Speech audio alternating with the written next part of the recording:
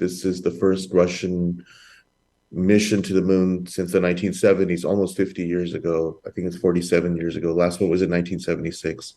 So there's a lot riding on this because back in the 60s in the Cold War, Russia, well, the Soviet Union was such an important player in lunar exploration. And they haven't been able to, for a variety of reasons, haven't been able to mount a mission since then.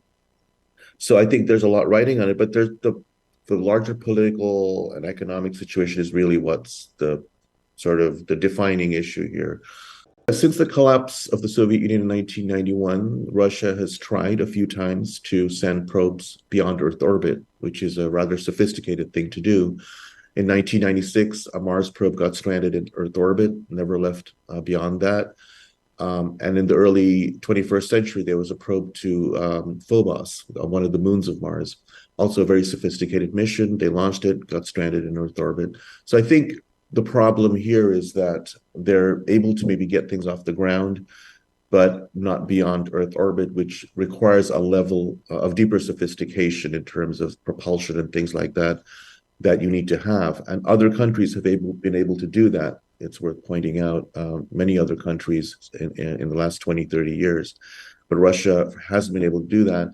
Now, it's worth pointing out they were able to do that quite well under Soviet times, but a lot of infrastructure has collapsed or deteriorated since 1991. Even among Russian scientists, they're sort of hovering around the 70% chance of success zone. I would put it actually lower than that.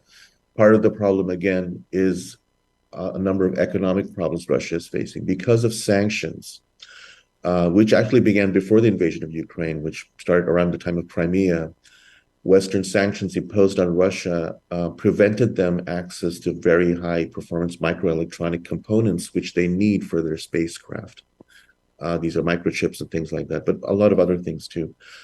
So what has happened is because the supply chain has collapsed, they're having to either bypass it in some other way or build instrumentation at home. Both those strategies are fraught with many problems. So this particular spaceship, Luna 25, actually had European instrumentation originally scheduled for it. When the invasion happened, the Europeans pulled out their stuff. So they've had to really rejig the whole thing and make it workable. That's why I think it's going to be a real test of independent space activity, which you don't really see very much because it's really a globalized world. Everybody buys and takes from everybody else. Russia is really trying to do something that's kind of on their own. So that's why I think the chances of success are, even. Yeah, Russia's aspirations towards the moon are mixed up in a lot of different things. I think first and foremost, it's an expression of national power on the global stage. Sure, not many people would be paying attention to this, but the right people would be paying attention to this, that, oh, Russia's back in the game. Russia wants to go to the moon, partly to assert its national place with the big guys, so to speak. China has already announced plans to return humans to the moon. The US has a major program called Artemis that it is in the middle of. So there's a lot of activity going on. Russia, because it lacks the economic power of the United States, has allied with China. So it's possible that what the Chinese do, the Russians may actually piggyback on top of that in the next 10, 15 years.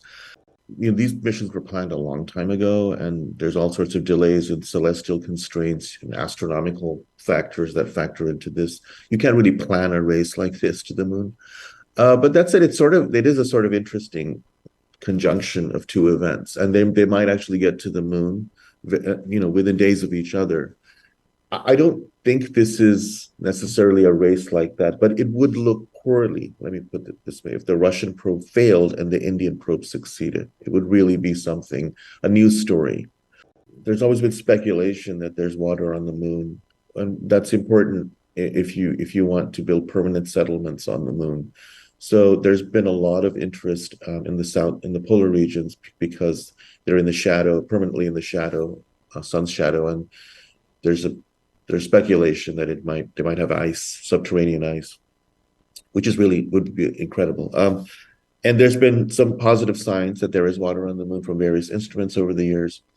So I think what Russia is trying to do is really spearhead that investigation and like be at the forefront of it. So this the fact that they're exploring the South Pole isn't an accident.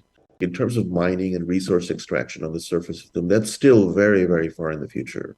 We're really, no matter what people tell you, that's not going to happen very soon because the infrastructure to do that is extremely sophisticated and complex.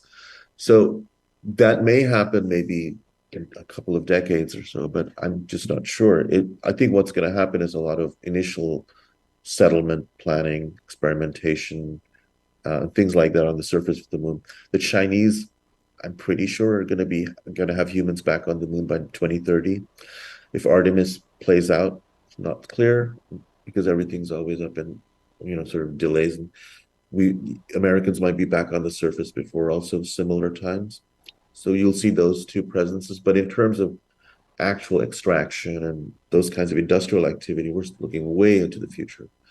And hopefully by that time, there may be some collective agreement internationally about once that's impending on what to do. And it is a complex mission.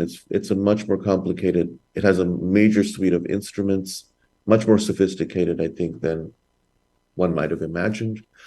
Um, and it's going to scoop up soil. It's going to analyze the soil through laser spectrometry and so on and so forth. So I think it's an ambitious mission. If it goes through and comes through, it'll be really important for Russia. Look, we're back and we're moving ahead, and other people in other countries are going to pay attention.